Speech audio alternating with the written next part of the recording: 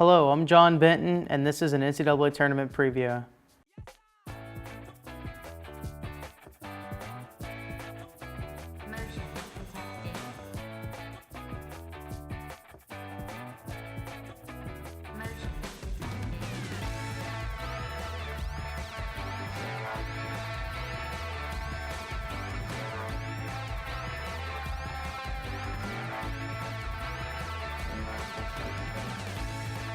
The Midwest region features some great talent like Jaron Grant of Notre Dame, Fred VanVleet of Wichita State, and Perry Ellis of Kansas. They're all assembled to challenge the Kings, 34-0 Kentucky. A quick note before we get started. I will be using 4 stats prevalently from KenPom.com, a college basketball analyticals website run by Ken Pomeroy. 3 are adjusted offense, adjusted defense, and adjusted tempo, which measure how well a team would perform offensively and defensively, as well as how many possessions they would average per game against an average Division I team. The 4th stat is the luck rating, which is essentially a percentage of how many close games and blowouts a team wins or loses. The more close the wins and the more blowout losses they have, the luckier the team. First up in the Midwest region is the number 1 seed, the odds-on favorite to win the NCAA tournament, the Kentucky Wildcats. They entered the tournament 34-0, the first team from a power conference to do so since the 1976 Indiana Hoosiers. Unlike the team who entered the NCAA tournament 34-0 last year, the Wichita State Shockers, Kentucky has been challenged this year from beginning to end. They've defeated teams such as North Carolina, Kansas, and Louisville out of conference, and have made it through an above-average SEC unscathed as well. They possess 9 elite-level, unselfish pro prospects who buy into Coach John Calipari's system, leading to the number 1 adjusted defense in the country led by center Willie Cauley-Stein. If they want to win the tournament for the first time since 2012 and avenge their championship game loss from last year, they simply have to maintain the status quo. They'll be playing the winner of a play-in game between Manhattan and Hampton. First up is the Manhattan Jaspers, who went 19-13 out of the Metro Atlantic Athletic Conference, but upset heavily favored Iona in the championship game of the MAAC to get their second straight appearance in the NCAA tournament. In 2014, they lost 71-64 versus Louisville, pushing the defending national champions harder than they thought before Luke Hancock ended up bailing them out.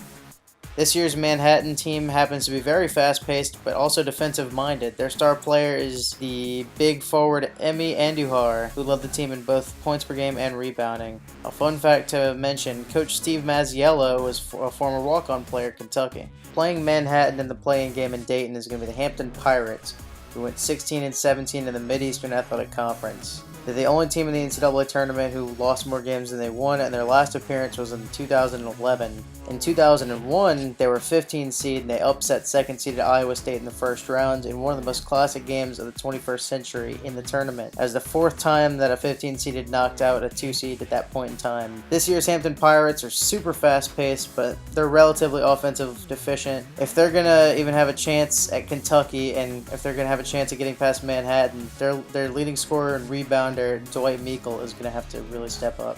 Moving on to the 8-9 game in the Midwest region, the 8th seed is the Cincinnati Bearcats. They finished 22-10 out of the American Athletic Conference, and this is their 5th straight appearance in the NCAA tournament. Last year, things didn't go so well for them. As a 5 seed, they were upset in the first round by the Harvard Crimson, and over the offseason, they lost the school's all-time leading scorer to graduation, Sean Kilpatrick. They also lost a lot of other players, such as Justin Jackson, and since December, they've been playing without their head coach, Mick Cronin, as well, who's currently being treated for an unruptured aneurysm and has been confirmed to be missing the entire tournament. This year's Cincinnati Bearcats are defensively sound, and they play at the 11th slowest pace in the country. A lot of slow-paced teams in this tournament. Cincinnati is the first of them. Their main star is forward Octavius Ellis, who is the leading scorer and rebounder. He's actually the only player in double figures for scoring, and he only averages 10 points per game.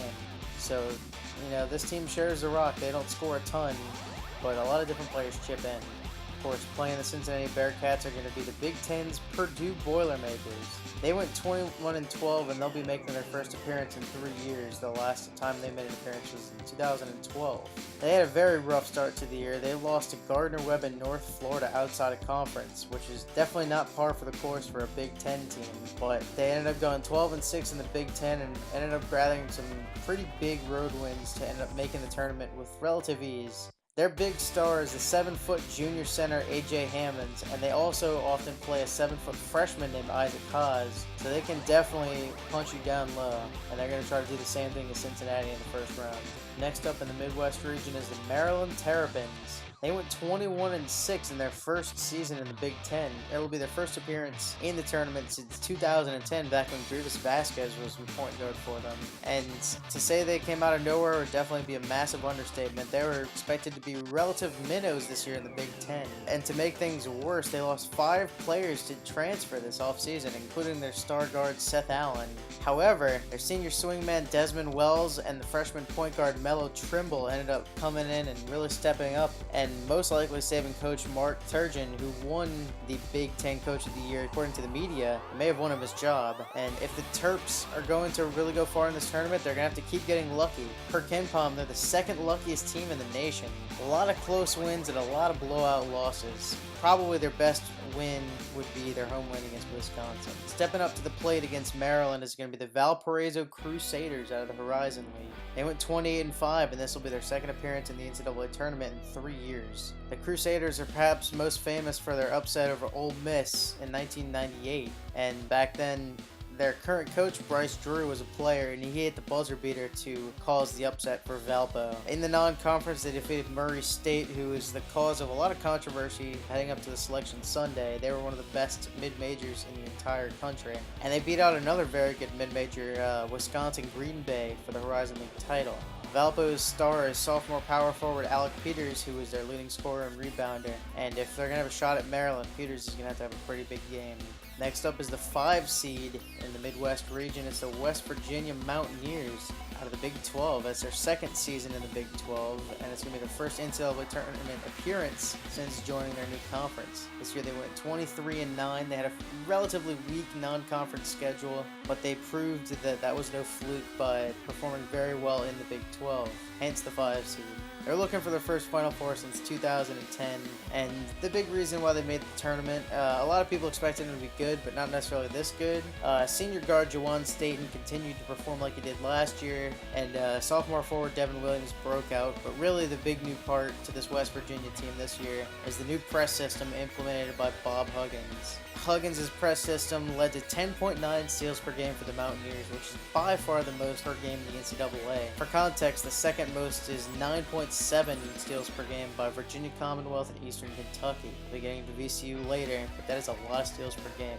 So if somebody wants to beat West Virginia, they're going to have a very good point guard, which happens to be possessed by the number 12 seeded Buffalo Bulls.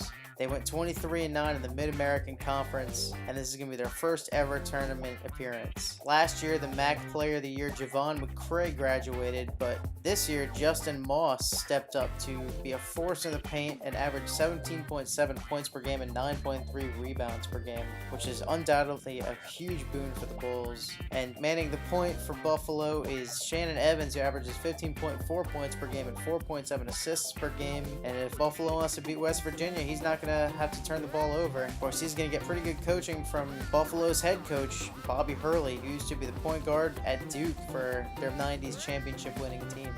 Next up is the 3 seed in the Midwest region, the Notre Dame Fighting Irish. They went 29-5 this year in the ACC. It's their second year in the Atlantic Coast Conference, and this is going to be their first tournament appearance in the conference, with their last NCAA tournament appearance coming in 2013. This year they did not even have to worry about an at-large bid, as they were able to win the ACC tournament in their second year, which is pretty impressive. They beat North Carolina and Duke along the way in the tournament, and they beat both of them in the regular season, which means they beat both the Tar Heels and the Blue Devils twice each, which is definitely high quality and definitely led to them being a 3 seed. Notre Dame's star player is the likely national first-team All-American point guard Jaren Grant, brother of former Syracuse forward Jeremy Grant. He averaged 16.8 points per game and 6.6 assists per game.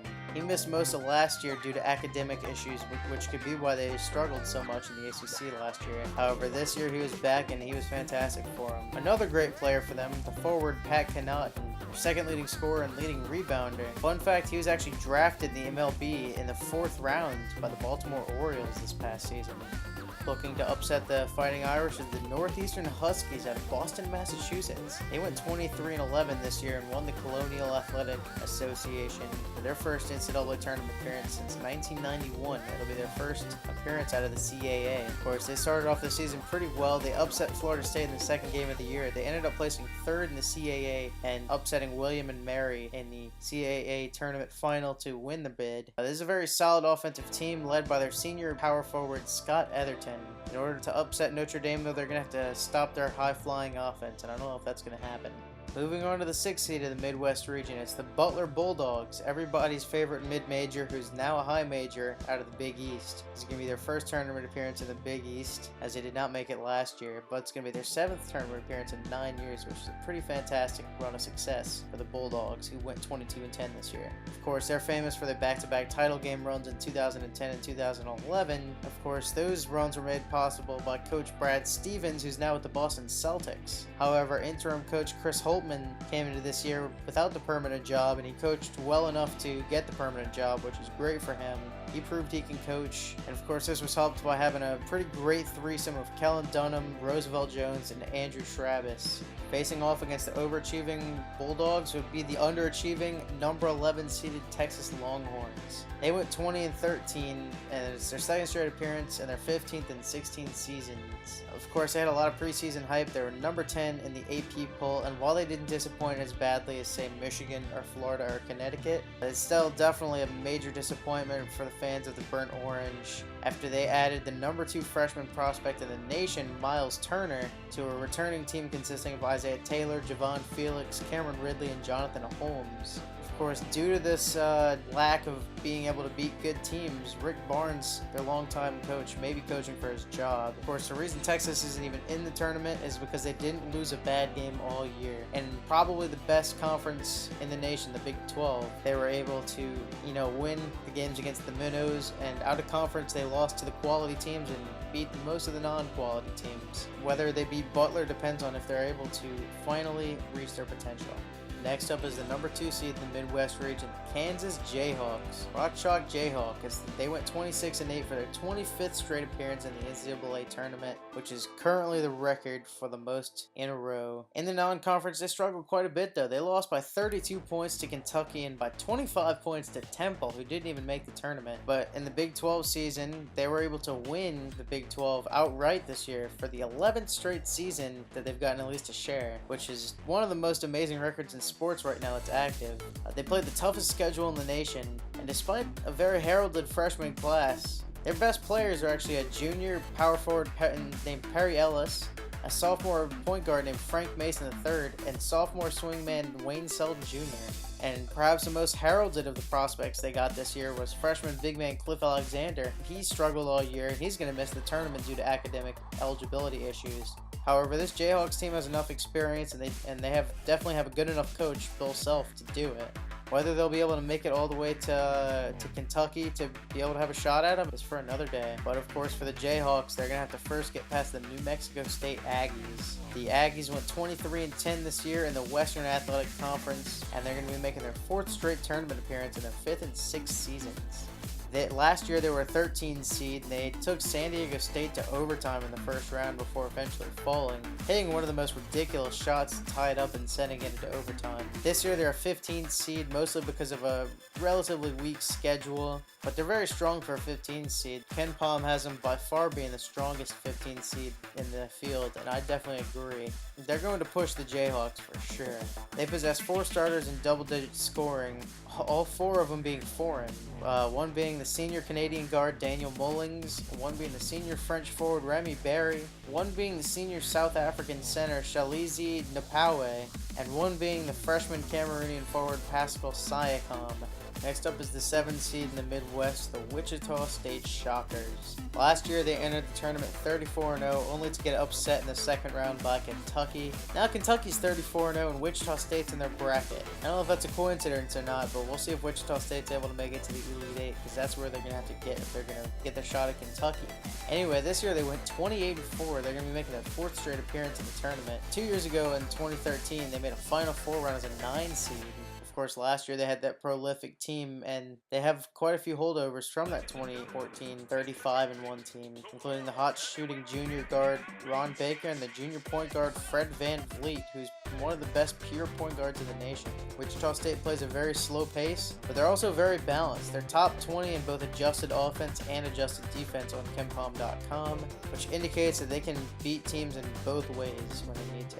Playing the Shockers are one of the most prestigious college basketball programs in the nation, the Indiana Hoosiers. Out of the Big Ten, they went 20-13 this year. They're going to be making their third appearance in 4 years after missing last year. They were projected to miss the tournament again this year, but they managed to outplay preseason expectations due to the play of junior point guard Yogi Ferrell, sophomore forward Troy Williams, and the freshman swingman James Blackman Jr. They had the 10th most efficient offense per KenPom this season, but they had a below average defense, ranking 216 out of 351 teams in the nation. And they very much backed their way into the tournament. They've lost 4 of their last 5 and 9 out of their last 14. So they're definitely not playing their best basketball right now, but they ended up getting the benefit of the doubt from the committee nonetheless. They played very well non-conference. Their quote-unquote embarrassing loss to Eastern Washington definitely does not look so bad now. But despite exceeding expectations that the media and some of the fan base set for them, Coach Tom Green may be fighting for his job due to general fan dissatisfaction with his performance. If you haven't seen them, check out my previews for the East, South, and West regionals.